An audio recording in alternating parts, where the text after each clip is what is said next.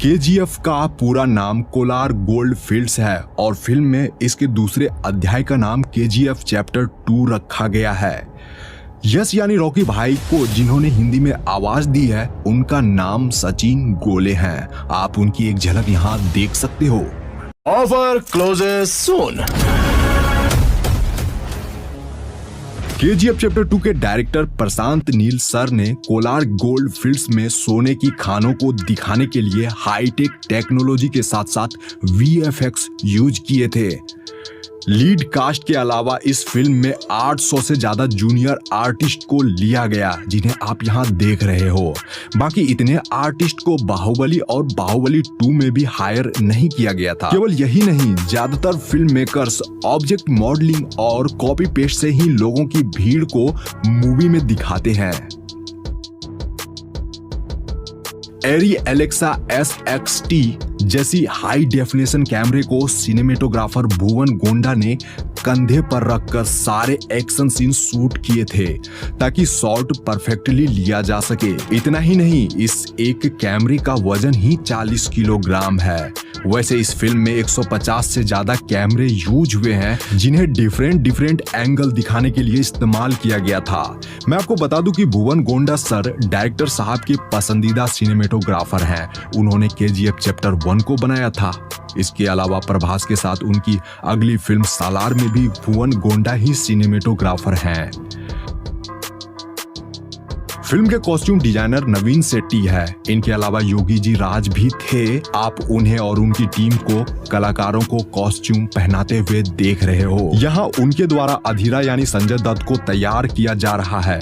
मैं आपको बता दूं कि उनके सूट का वजन यानी अधीरा के सूट का वजन ही 25 किलोग्राम था, जिसमें लेदर, कॉटन, जूट इत्यादि यूज किए गए हैं उस कपड़े को बनाने में। श्रीनिधि शेट्टी और यश का कॉस्ट्यूम डिजाइन सानिया सरधारिया ने किया है। उन्होंने लीड कास्ट को मॉडर्न और रेट्रो लुक बखूबी और पूरे परफेक्शन के साथ दिया था, तभी तो इस फिल्म के लुक से लेकर स्टाइल तक फेमस हो गए हैं। वैसे तो फिल्मों में कार चेजिंग सीक्वेंस को वीएफएक्स स्टूडियो में ही शूट करके दिखाया जाता है, बट इस फिल्म में ओरिजिनलिटी का पूरा ध्यान रखा गया था। यहाँ पर आप जिस कार को देख रहे हो जिसमें कि रॉकी रीना को बचाने जाता है, दरअसल यह फोर्ड मुस्तांग 1969 है जो कि काफी महंगी कार है। मुख्यतः केजीएफ चैप्टर 2 फिल्म की शूटिंग कोलार गोल्ड फील्ड्स के अलावा बेंगलुरु, हैदराबाद और मैसूर में शूट किया गया है, जिसके बारे में आप आगे जानोगे। वैसे तो मूवी में कोलार गोल्ड फील्ड्स के कुछ ही डिस्टेंस पर रॉकी का रॉयल प्लेस था, बट असल में उनके घर को दिखाया जो गया है वह लोकेशन हैदराबाद के ताज फलकनुमा पैलेस का है। बट फिल्म में हमें ये दोनों चीज एडिटिंग के जरिए एक साथ यानी अगल बगल में दिखाई गई थी। मूवी का यह सीन उस समय का है जब रॉकी को देखकर लगता है कि वह अब सब कुछ हार चुका है, बट वह इनायत अली से डील करने दुबई चला जाता है। तो वहां जो बीच वाली लोकेशन पर यह वाली शूटिंग आप देख रहे हो वह एक्चुअली इंडिया का ही लोकेशन है। कर्नाटक के पाडुकेरे बीच के मलपे में इस वाले सीक्वेंस की शूटिंग हुई थी। अब क्लाइमेक्स के इस सीन को देखिए। आपको क्या लगता है कि क्लाइमेक्स बनाना कितना डिफिकल्ट होगा? फिल्म मेकर्स ने अपने टोटल बजट का 15% हिस्सा क्लाइमेक्स के लिए ही बचा कर रखा था, यानी सिर्फ क्लाइमेक्स पर ही 12 करोड़ रुपए खर्च कर दिए गए थे। एंड लास्ट वाला फाइटिंग सीन है जहां पर अधीरा और रॉकी को लड़ते हुए दिखाया गया है, जो कि काफी दमदार फाइटिंग सीक्वेंस में से एक है। तो इस जगह पर दोनों ने दमदार फाइटिंग तो करी है, बट जानकर आपको अच्छा लगेगा कि इस एक्शन सीन के लिए ना तो यश और ना ही संजय दत्त ने कोई डबल बॉडी इस्तेमाल किया है, यानी कि यहाँ कोई भी डबल बॉडी नहीं है। ब्यूटी पेजेंट श्रीनिधि जी, जिन्होंने इस फिल्म में रीना का किरदार निभाया है, जो कि रॉकी की वाइफ रहती है। यहाँ उन्हें आप बिहाइंड द सीन में देख रहे हो, वो अपने शॉट को खुद से देख भी रही है एंड वो काफी अच्छा फील कर रही है। और यह क्लिप होली का है। वह और उनकी टीम यानी केजीएफ टीम ने इस साल सेट पर ही होली खेला था। उन्हें गुलाल लगे हुए आप देख रहे हो। एंड मैं आपको बता दूं कि श्रीनिधि जी इस फिल्म के लिए यानी केजीएफ फिल्म के लिए बड़ी बड़ी 7 फिल्मों का ऑफर अब तक ठुकरा चुकी है ताकि वह रॉकी के साथ स्क्रीन शेयर कर सके। क्लाइमेक्स का यह धांसू सीन है जिसके शॉट्स और रील आजकल खूब वायरल हो रहे हैं। यह सीन फिल्म में आपको कुछ ऐसे दिखाया गया था। यहाँ पर रॉकी खतरनाक लुक में मिनिस्टर को मारने पहुंचता है। तो फिल्म में दिखाए जाने वाला यह सीन एक रियल लोकेशन का है, यानी कि इसे वीएफएक्स स्टूडियो में बनाया नहीं गया था, बल्कि यह लोकेशन मैसूर के इन्फोसिस कैंपस का है जो कि कर्नाटक में स्थित है। इस जगह पर AK-47 की ढेर लगी हुई है और यहाँ पर कुछ पुराने जमाने की जीप और एम्बेसडर कारें भी दिख जाएगी आप लोगों को। तो यह इसी शूटिंग लोकेशन का BTS है। यह इन्फोसिस कैंपस मैसूर का बाहरी एरिया है। इस जगह हैंडसम रॉकी भाई का प्राइम मिनिस्टर रमिका सेन से पहली मीटिंग होती है जिसका BTS आप यहाँ देख रहे हो।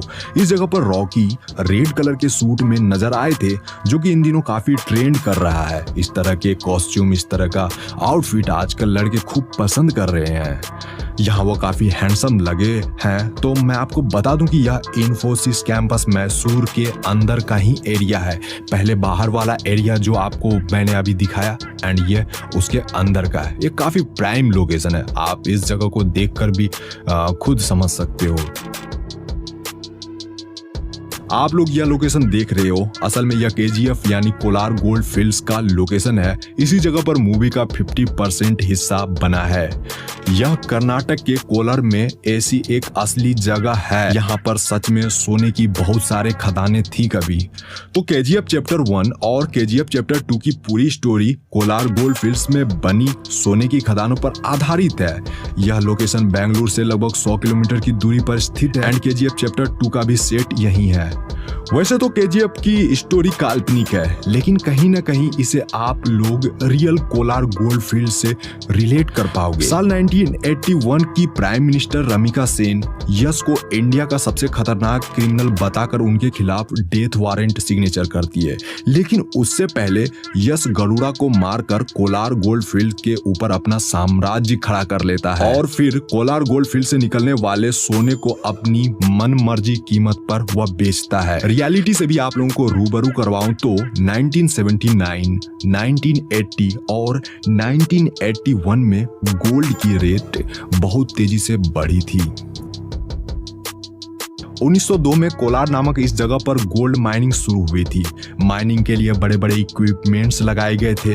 उस समय ब्रिटिश की हुकूमत थी जिससे कि उन्होंने भारत में गोल्ड माइनिंग के लिए एक डैम बनवाया जिसे कावेरी डैम कहा जाता है। तो इस डैम से काफी मात्रा में बिजली उत्पादन की जाती थी। मैं आपको बता दूं कि तब एशिया में कुछ ही चुनिंदा देशों में इलेक्ट्रिसिटी जैसी कोई चीज आई थी, जिसमें सबसे फेमस था जापानी पावर हाउस जो कि आसपास के देशों को बिजली प्रोवाइड करता था।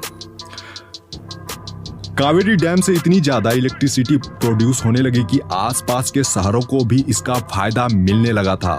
यही वह बड़ी वजह है जिससे कि बेंगलुरु देश का सबसे पहला बिजली संपन्न शहर बन गया था, जो कि फैक्ट भी है। तो जैसा कि मैंने कहा कि यह लोकेशन रियल है। KGF चैप्टर 2 के डायरेक्टर प्रशांत नील सर चाहते तो ये पूरी फिल्म VFX स्टूडियो में भी बना सकते थे, लेकिन यहाँ जो सेट तैयार किए गए थे उनके पीछे काफी मेहनत लगी है। एंड मैं आपको बता दूं कि KGF मूवी के कोलार गोल्ड फील्ड के इस सेट को बनाने में 9 महीने लगे थे और 250 लोग प्रतिदिन काम करते थे। देखिए, गोल्ड माइनिंग के लिए साइनाइड का यूज किया जाता था पहले। यहाँ जो आप इस जगह पर इतने बड़े विशालकाय गड्ढे देख रहे हो, यह फिल्म मेकर्स द्वारा नहीं करा गया, बल्कि ये माइनिंग करने से ही इतना बड़ा गड्ढा बना है। अब सोचो कितनी ज्यादा साइनाइड यहाँ यूज किए गए होंगे। यहाँ तक कि इस जगह पर साइनाइड के पहाड़ भी बन गए हैं एंड उसकी धूल से फिल्म मेकर्स और क्रू मेंबर्स को काफी ज्यादा परेशानी का सामना करना पड़ता था।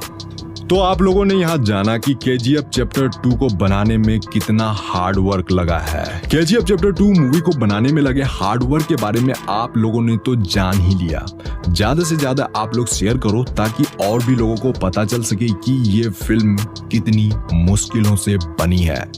Thanks for watching. मिलते हैं एक शानदार वीडियो में। अपना ख्याल रखिए। Take care. Bye bye.